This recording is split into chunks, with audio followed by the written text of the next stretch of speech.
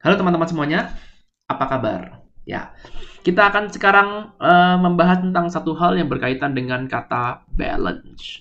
Ya, balance. Oke, dikatakan bahwa dalam hidup ini segala sesuatu itu harus balance. Ya, balance itu artinya tidak kurang, tidak lebih. Karena apa? Kalau kurang jelek, kalau lebih juga jelek. Segala satu yang kekurangan itu jelek, satu yang berlebihan itu jelek. Simple, sesimpel itu. Nah, saya akan menjelaskan ini dengan sedikit sedikit berbeda ya. Kita akan menggunakan analogi yang sudah pernah saya bahas di kelas meeting kemarin, meeting kuliah spiritual. Dan mari kita akan bahas ulang itu lagi. Kita akan menggunakan analogi adalah wine, anggur ya, wine. Nah, menurut ilmu kedokteran katanya itu minum wine itu sebenarnya menyehatkan. Ya, minum wine itu menyehatkan.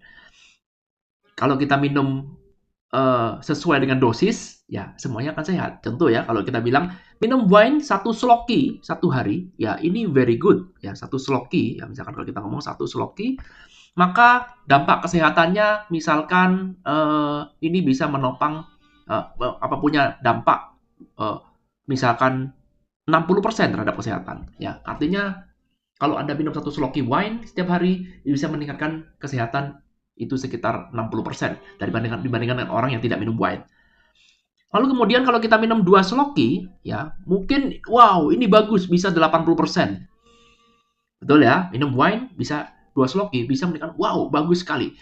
Minum 3 sloki, ya ini bisa meningkatkan 100% misalkan. Bagus banget, ya. Minum minum 1 sloki bisa 60%, 2 sloki bisa 80%, 3 sloki bisa 1%. Oke. Nah, lalu kemudian kalau kita lihat bagaimana kalau kita minum 4 sloki satu hari. Maka ini sudah mulai menurun. Ya, mungkin ini sudah turun menjadi 70%. Artinya ketika lewat dari level puncaknya ini, ya, ketika lewat dari 3 sloki, maka minum anggur ini sudah tidak lagi bisa membawa dampak positif lagi. Ya bisa. Ya. Lalu kemudian kita pakai 5 sloki, ya, mungkin ini malah turun jadi 40%. Ya, artinya mulai tidak menguntungkan. Minum 6 sloki, mungkin akibatnya kita jadi semi mabuk, mungkin cuma bisa meningkatkan 10%. Minum 7 sloki, misalkan malah jadi negatif 20%. Malah merugikan. Bisa dipahami? Ya. Nah, sehingga kalau kita lihat dari sini, seolah-olah seperti kan kita menggambarkan sebuah kurva yang kita sebut sebagai kurva bell curve. Ya, ketika angka 3 ini adalah sebuah titik di mana ini adalah pencapaian yang paling optimum. Nah, di sini ya, optimum yaitu 100% nih, oleh optimum. Ya, jadi kalau Anda minum cuman satu sloki, dua sloki, ya di sini satu sloki cuma di sini. Setelah itu, setelah lewat dari 3 ini Anda minum 4 sloki, maka sudah mulai berkurang. Kalau kita minum 5 sloki, makin berkurang lagi, 6 sloki, makin berkurang lagi, terus makin lama malah makin merugikan. Bisa dipahami sampai sini? Good. Nah, inilah yang kita sebut sebagai sebuah titik yang disebut dengan titik balance. Jadi angka 3 ini adalah sebuah titik optimumnya. Ini adalah sebuah titik optimum di mana setelah lewat dari 3, ini semua sudah tidak bisa lagi menambah manfaat. Ya, ini kalau kita ngomong manfaat ya. Nah, ini yang kita sebut sebagai titik balance, yaitu di angka nomor 3 ini. Tidak lebih, tidak kurang. Ya, kalau Anda minumnya satu sloki, ya mungkin Anda akan mengalami dampak, tapi masih bisa ditingkatkan manfaatnya. Paham ya? Jadi kalau Anda minum satu sloki, masih bisa dimanfaatkan. Minum dua sloki, oke, ada dampak bagus, tapi masih bisa dimanfaatkan. Jadi kita masih berpikir, kalau saya minum lebih banyak lagi, mungkin akan ada manfaat lebih. Ya, akhirnya Anda minum 3 sloki, betul, lebih bagus daripada Anda minum 2 sloki atau 1 sloki. Ya, tapi setelah Anda lewat dari 3 sloki, maka akibatnya adalah Anda akan mengalami dampak atau mengalami manfaat yang merugikan. Jadi mulai turun. Jadi di sini nih uptrend, kalau di sini sudah mulai downtrend. Artinya semakin Anda minum 5 sloki, 6 sloki, 7 sloki, dampak atau manfaatnya justru malah merugikan Anda. Oke, bisa diikutin ya. Good. Nah, ini yang kebanyakan orang ini seringkali salah kaprah dalam pola berpikirnya. Ya, ini kalau di dalam dunia statistik ini disebut dengan istilah bell curve, kurva bell, curve gini ya, kurva bell. Jadi kalau kita mau bicara tentang distribusi, ya kita bicara tentang frekuensi, maka kita tidak akan lepas dari namanya bell curve ini, tidak akan lepas. Ya, coba kalau kita misalnya ngukur tinggi badan, berat badan, anak umur 10 tahun misalkan, kita punya data survei, nggak mungkin bisa lepas dari namanya bell curve ini. Pasti akan ada sebuah tinggi badan di mana itu disebut dengan tinggi badan yang ideal. Ya, tentu saja kita nggak bisa ideal pas di nomor 3, tapi kita bilang oke lah antara range 2 dan 3, kita sebut sebagai, 2 dan 4, kita sebut sebagai range 1 standar deviasi. Di mana ini adalah masuk range yang normal, jadi kalau Anda sekarang berada di dalam range ini, mungkin kita ngomong minum anggur berapa? Antara 2 sampai 4 seloki, 3 adalah yang paling optimum, 2 sampai 4 seloki tapi masih oke, dianggap masih oke, ini disebut dengan level optimumnya. Bisa dipahami? Ya, ini adalah level optimumnya. Nah, tapi setelah keluar dari sini, ya, atau kurang dari sini, maka ini disebut level yang merugikan. Kalau Anda kurang, Anda juga rugi, tapi kalau Anda berlebihan, itu juga rugi. Nah, pola pikir ini akan kita pakai terus dalam kita belajar hal apapun. Artinya begini, artinya segala sesuatu itu harus sesuai dengan porsinya. Tidak boleh berlebihan. Contoh sangat sederhana. Kalau sekarang kita belajar spiritual, nah nih ya, dalam dunia spiritual itu ada pertentangan, ya, ada satu dunia spiritual misalkan, dan kita misalkan anti spiritualnya adalah segala sesuatu yang anti dengan spiritual atau bertentangan dengan spiritual. Ingat hukum polaritas, ya, bahwa di dunia ini selalu akan ada antinya, selalu akan ada lawannya. Jadi kalau spiritual suatu hal yang positif, maka akan selalu ada antinya. Nggak mungkin nggak. Ya, selalu akan ada seperti itu. Paham maksudnya? Ya, misalkan kita ngomong sebagai anti spiritual, misalkan kita ngomong motivasi misalkan. Ya, contoh sederhana. Motivasi misalkan dianggap sebagai anti spiritual. Kenapa? Karena motivasi atau kita punya dream, ya punya impian ini dianggap tidak spiritual. Karena orang spiritual itu penerimaan, acceptance. Penerimaan total. Surrender, betul? Sedangkan kalau Anda berada di sebelahnya sini, motivasi, gak ada namanya surrender, gak ada namanya acceptance. Kita nggak bisa menerima. Kita nggak bisa menerima keadaan kita sekarang. Karena kita ingin jadi lebih baik dan lebih baik. Kalau kita menerima terus, gimana kita bisa lebih baik? Karena itu kita harus punya ambisi. Kita harus punya impian. Ya, harus punya desire, betul? Harus mengejar impian kita. Harus punya plan. Sementara dalam dunia spiritual, no. Ya, kamu hanya acceptance saja. Kamu menerima apa yang bisa kamu lakukan. Selain just accept, surrender. Accept, believe, and surrender. Good, ya. Sepintas di pandangan kita sebagai orang awam, dunia ini adalah dunia yang berbeda. Dunia yang bertentangan. Seringkali orang awam akan bingung, betul? Pak, sebenarnya kita mau ikut yang mana? Kalau kita terlalu banyak spiritual, akhirnya kita akan jadi orang yang pasif, apatis. Ya, nggak mau berusaha. Ya, akhirnya cuma duduk-duduk diam, pasrah, mengalir. Gitu ya. Ya, di sini kan mengalir. Let it flow. Sedangkan di sini kita harus punya plan. Nggak boleh mengalir. Kalau terlalu banyak di antinya, kita pun juga akan jadi orang yang kering dan tanda kutip. Kenapa? Karena kita hanya fokus pada apa yang kita ketahui. Known. Kita tidak mau surrender pada satu hal yang sifatnya unknown. Sehingga kita akan jadi lebih gampang sekali untuk putus asa, untuk buntu, stres, sedih, kecewa, khawatir. Karena apa? Karena kita terlalu banyak motivasi. Banyak kecewa. Karena kita hanya fokus pada satu hal yang Anda ketahui. Nah, perhatikan di sini segala sesuatu ini punya plus dan minusnya. Wajar, ya. Itulah enaknya kita jadi orang awam, kita tidak harus fanatik terhadap keduanya. Kalau Anda adalah guru motivasi, Anda akan fanatik terhadap motivasi. Of course, karena guru harus fanatik. Kalau Anda fanatik spiritual, ya kalau ada guru spiritual, maka Anda harus fanatik terhadap spiritual. Kenapa? Karena guru harus fanatik. Kalau gurunya tidak fanatik, bagaimana dia bisa mengajar? Nggak mungkin. Jadi guru harus ekstrim.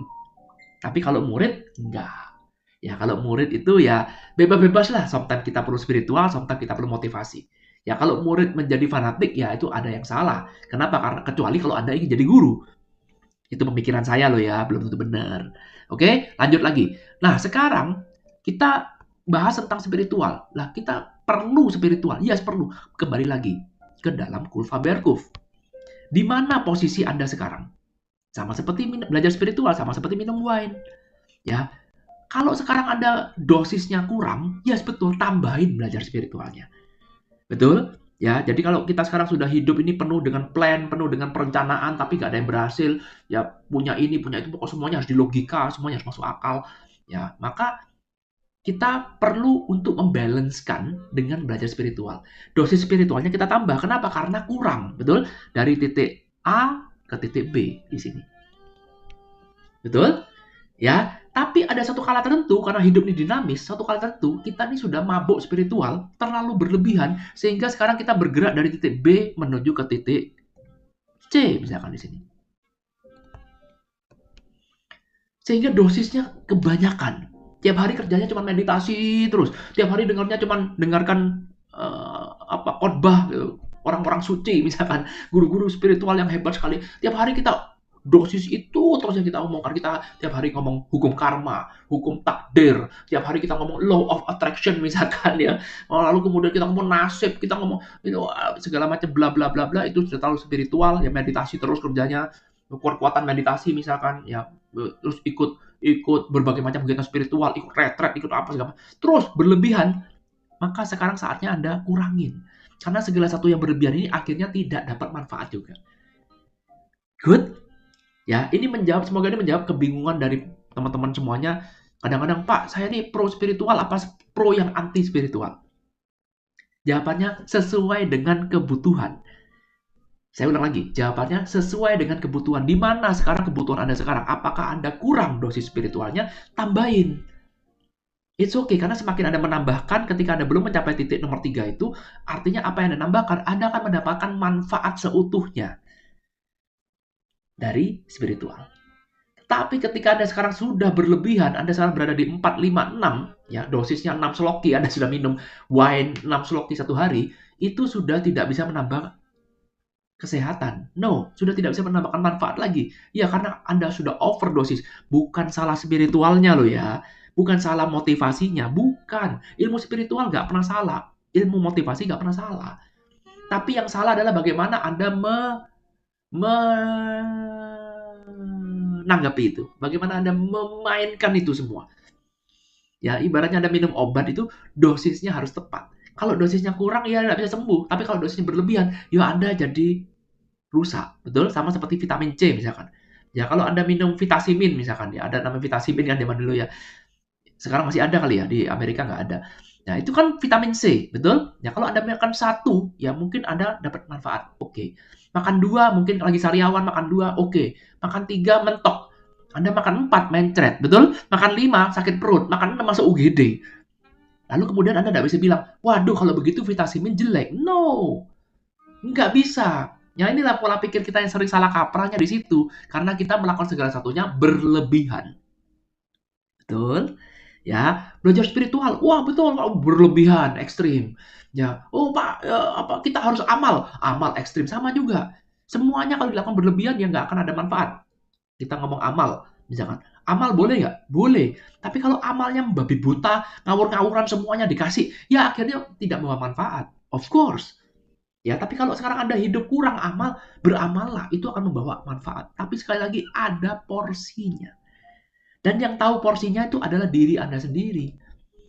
Kapan saatnya Anda berlebihan, kapan enggak. Ya karena itu kita perlu untuk sejenak stop, break dulu. Supaya kita bisa mengetahui kita sekarang lagi di mana sih. Jangan-jangan saya lagi mabuk spiritual. Jangan-jangan saya mabuk berlebihan menganggap segala sesuatu. Segala sesuatu yang berlebihan kita kurangin. Oke, bisa tangkap ya maknanya ya. Terakhir saya akan tutup dengan uang. Nah, ini ya, ini memang gabungan antara kelas spiritual dan kelas finance ya. Kita akan tutup juga dengan uang. Pertanyaan sederhana, apakah uang itu perlu dalam hidup Anda? Ya, jawab pertanyaannya sederhana. Apakah uang itu perlu dalam hidup Anda? Seberapa besar uang bisa memberikan manfaat dalam hidup Anda?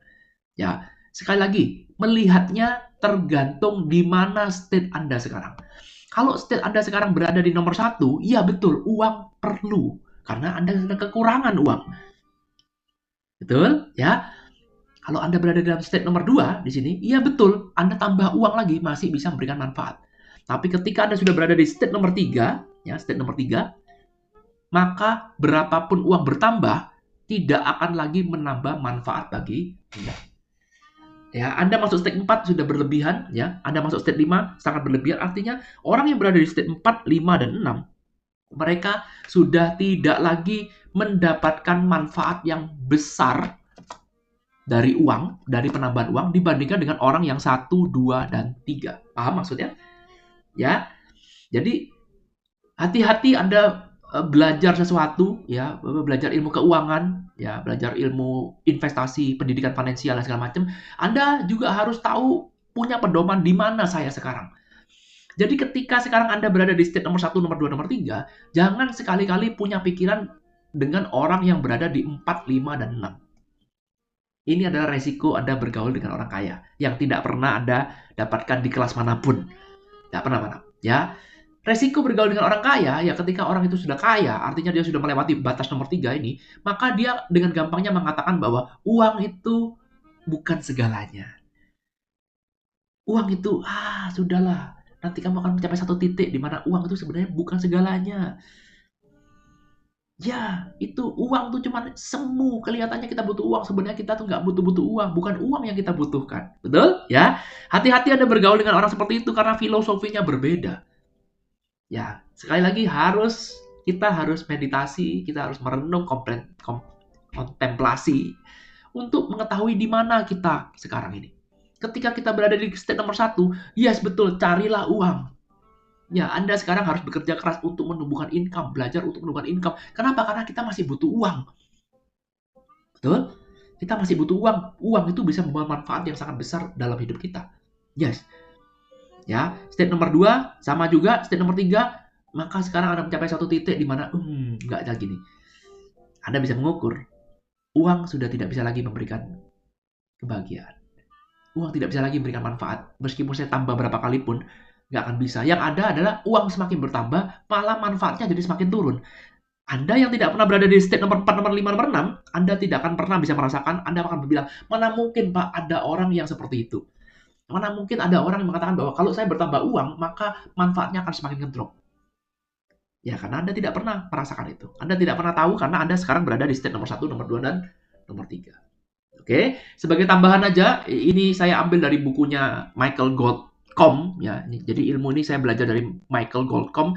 Kalau nggak salah sih, ya dari bukunya yang judulnya David and Goliath. Tapi teman-teman boleh cek ulang, saya lupa antara David and Goliath atau Outliers. Ya, jadi antara itu yang dia bahas tentang bell curve, bahwa segala sesuatu yang berlebihan itu tidak baik. Sesuatu yang kekurangan juga tidak baik. Ya, lalu kemudian dia melakukan satu penelitian, ya, dia membaca itu kalau tidak salah 200,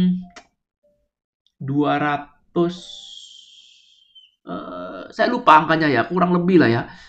Iya, ini kalau saya tidak salah loh ya. Kalau di Amerika ini angkanya adalah 265.000 US dollar. Jadi kalau tanya, Pak, ini di mana Pak? Titiknya ini nomor 3 itu ada di mana? Kalau saat itu ya, karena ini saya nggak ngukur inflasinya ya. Tapi kalau pada saat itu, pada saat buku itu ditulis, ini adalah titik nomor 3-nya. 265.000 US dollar. Jadi artinya apa? Artinya kalau sekarang income Anda, di standar Amerika ya, saya nggak tahu Indonesia, kalau income Anda sekarang 1 tahun, kurang dari 265.000. Kalau kita asumsikan 265.000 itu berapa ya? 265 kalikan dengan 15 misalkan. Berapa itu? Oke, kita pakai kalkulator aja ya. Biar gampang ngitung lah. Kalkulator, ya 265 kalau kita kalikan dengan 15.000 lah ya.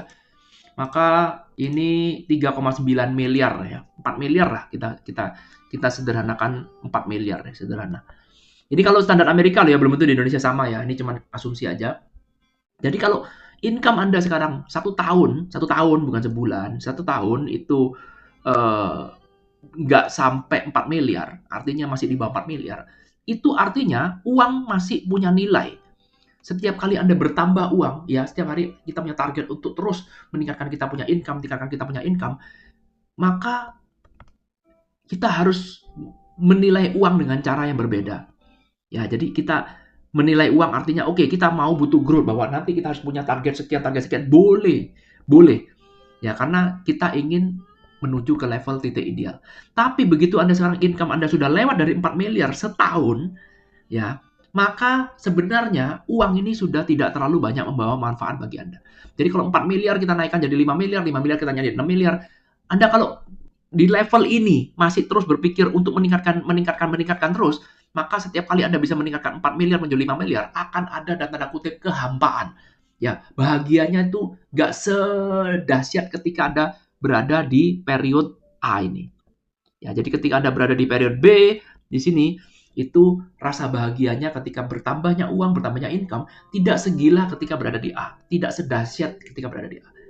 Dan semakin income bertambah, ya 4 miliar jadi 5 miliar, 5 miliar jadi 7 miliar, 7 miliar jadi 10 miliar, semakin akan ada satu kehampaan yang nggak tahu kenapa. Karena manfaatnya sudah semakin tidak ada, semakin merasa bahwa apa yang nggak bisa saya beli ya sekarang. Ya, seolah-olah seperti, ini seperti ada yang salah dalam hidup saya. Ini yang menyebabkan kenapa banyak orang kaya narkoba, banyak orang kaya bunuh diri. Karena mereka berpikir bahwa dengan menambah kekayaan, saya akan menjadi lebih bahagia.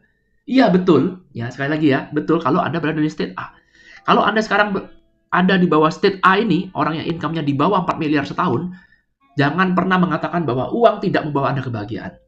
Itu cuma alasan. Betul? Alasan Anda nggak mau kaya raya, alasan Anda nggak mau sukses. Ya. Tapi kalau Anda sekarang sudah berada di atas state level 4, ya, sudah lewati 4 miliar, Anda baru boleh mengatakan bahwa uang tidak membawa Anda bahagia.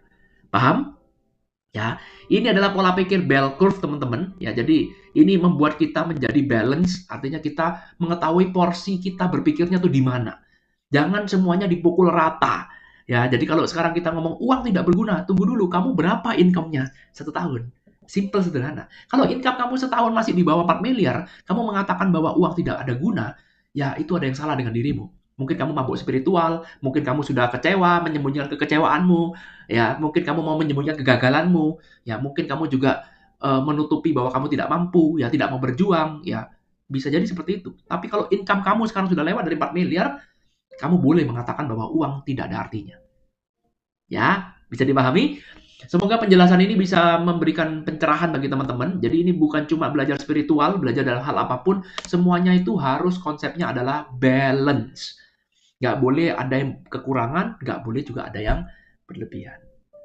Thank you teman-teman sudah nonton video ini sampai habis. Jangan lupa dicatat ya, dicatat, di-sharingkan ya, lalu kemudian Anda boleh komen, boleh bertanya kalau masih ada yang hal tidak mengerti. Kalau ingin belajar ilmu seperti ini yang lebih dalam lagi, ikut di kelas membership saya. Thank you, sampai ketemu di kuliah spiritual selanjutnya. Bye.